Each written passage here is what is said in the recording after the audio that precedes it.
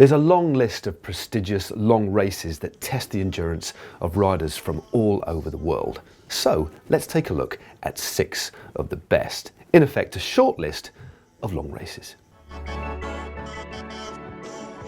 The Race Across America, or RAM for short, has been running since 1982 and is considered the pinnacle of ultra-endurance cycling. Now, riders have the option of choosing to ride either solo or as part of a team over the 3,000-mile course.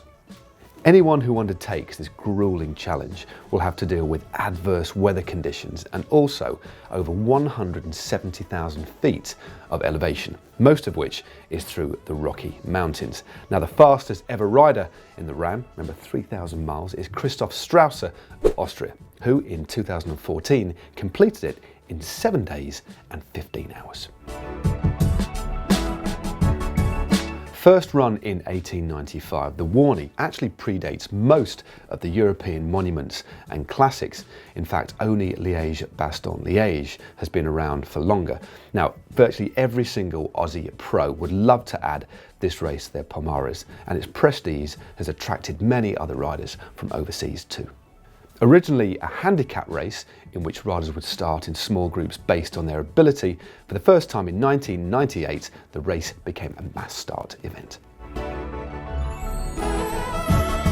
Running from Moscow to Vladivostok, this absolute epic is split into 14 individual stages, ranging from 300 kilometers right up to an eye-watering 1,400 kilometers. Yes, 1,400 k's for one stage. Now, not anybody can enter this race, and only 20 applicants will be accepted for the 2016 edition. And it's fair to say that any of those applicants, well, they're just crazy. I mean, talented. Last year's winner was cycling hardman Christoph Allegert, who has recently won the 2014 and 2013 editions of that other epic, the TRANSCONTINENTAL.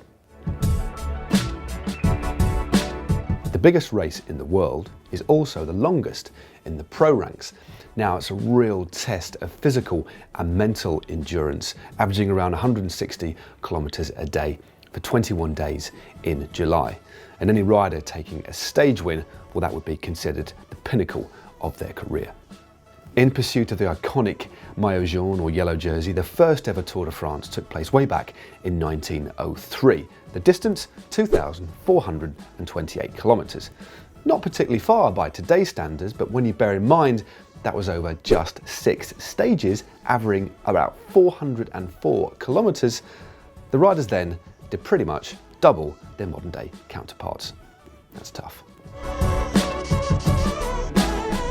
Once a professional race that ran between 1891 and 1951 and held every 10 years because of the logistical demands placed on the organisers, Paris-Brest-Paris remains one of the pioneering randonneur events, where entrants had to ride unsupported to finish within a given time limit.